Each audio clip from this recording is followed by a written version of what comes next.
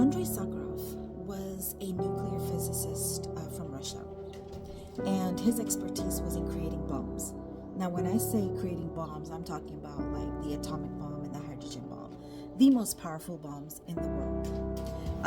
In 1961, he and his team took the hydrogen bomb and made it even more powerful. His desire was to come up with something that had never been created before, something so powerful that nobody had seen before. So he created that bomb. It was called the SAR bomb, TSAR.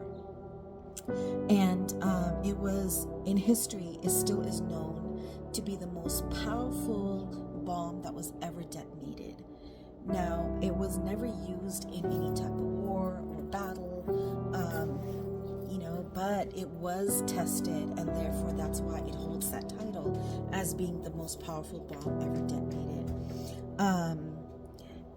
But I mean, as excited as he was, it's a great accomplishment, right? To be that your name is connected to such a historical event.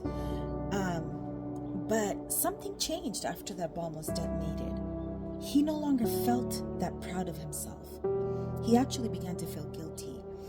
When he saw that how much destruction was caused by the bomb, even though no people died, but living things were affected. Trees were affected, plants and flowers and creepy crawly things and birds of the air. These things were all affected when this bomb was detonated. And a lot of death and a lot of destruction came as a result of this event. And that totally changed his mindset. Now, why I wanted to talk about him is because of this one quote of his, which I heard many years ago, and it's always stuck to my mind. He says, "I've always thought that the most powerful weapon in the world was the bomb that I created, and that is why I gave it to my people. But I have come to the conclusion that the most powerful weapon in the world is not the bomb, but it is the truth." Now, what an amazing statement coming especially from a scientist. I don't know about his religious background, and I don't even know that if that is something that's recorded in his autobiography or biography.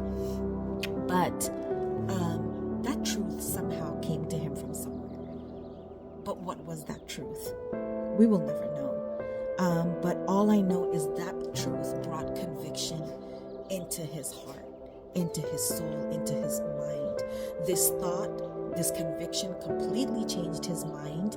And instead of advocating for creating powerful weapons of destruction, he changed completely and became an activist for human rights and began to work to abolish such destructive weapons. And even though he was shunned from the scientific industry for a while, just because he was working so hard against this industry of creating powerful nuclear weapons, a lot of people scientists did not want to work with him anymore. But he went on, he moved past that and won some awards for his involvement in human rights. But aside from that, when we start talking about the truth, now to me, when I think about the truth, I think of this. Everything in the world changes.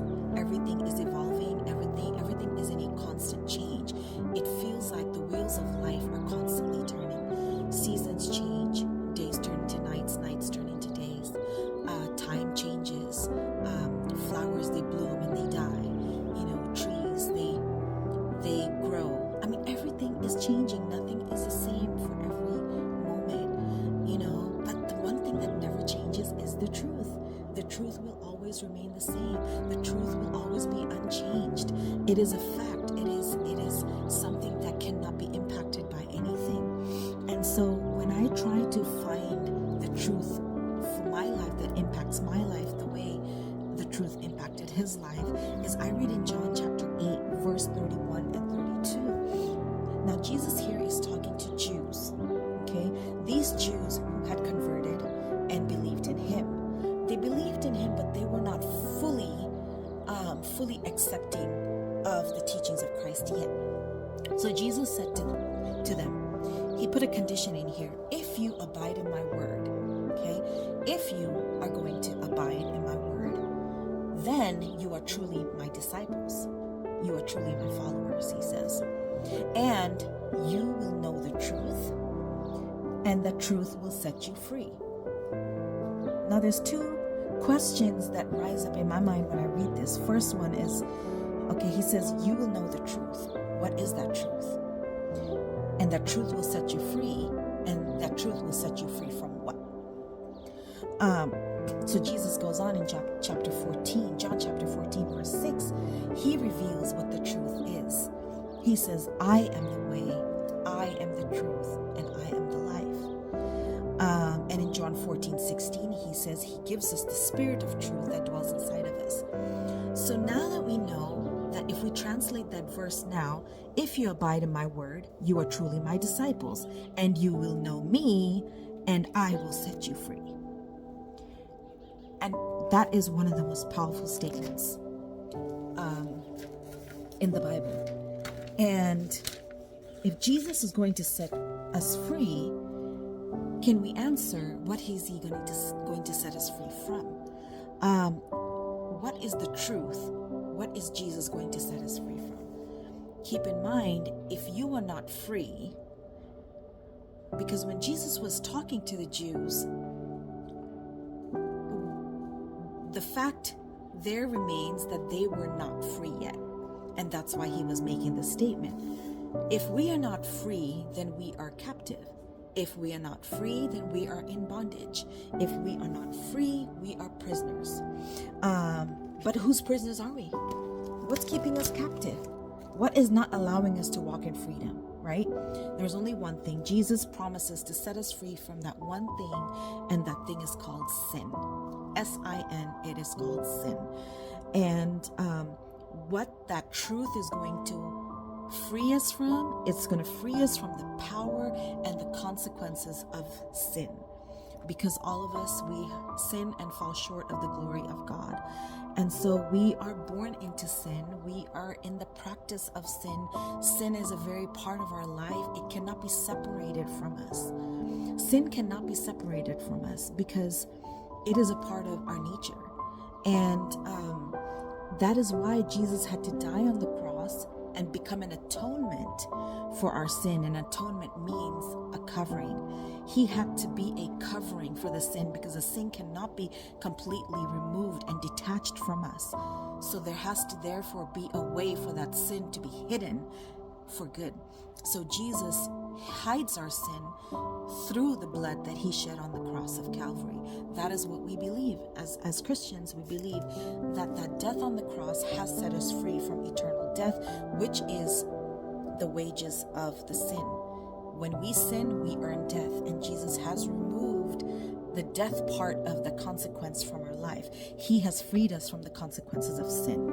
And so we have been released.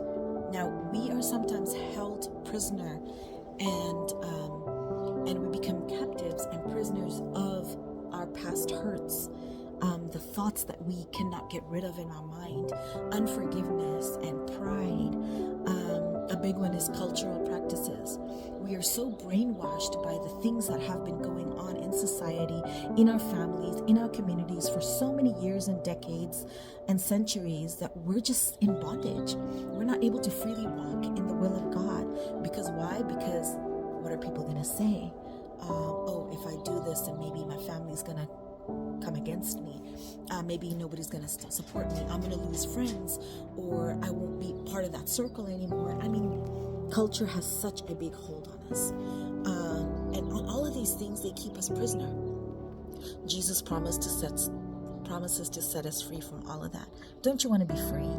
Don't you want to experience that liberation that Jesus is talking about?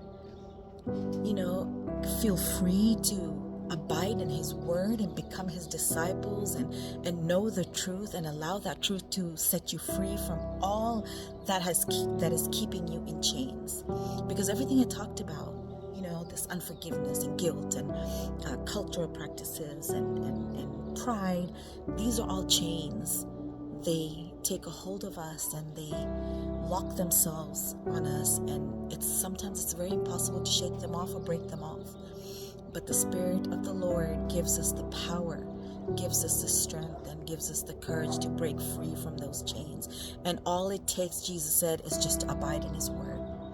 To be free from all of that. If you're living a life that you don't feel is wholesome, if you're living a life today that is unsatisfactory, you feel like, you know what, I want to do so much for the Lord, but why can't I? Where's the opportunity? Where is the breakthrough I'm waiting for? Where is that turning point in my life? You know, it's only the Holy Spirit will bring that for you. But he says you have to abide in my word, become followers, and then you will receive the truth, and the truth is going to set you free. So be liberated today. You know, choose to be free. Allow the Lord, allow his word, allow his Holy Spirit to just remove you from all this bondage that is keeping you limited, keeping you restricted, because the Lord wants you to be free. He wants to use you, and he wants to help you to walk in the path that he has laid out for you. So get into the word and be set free and be liberated and enjoy the promises of the Lord. So thank you for listening.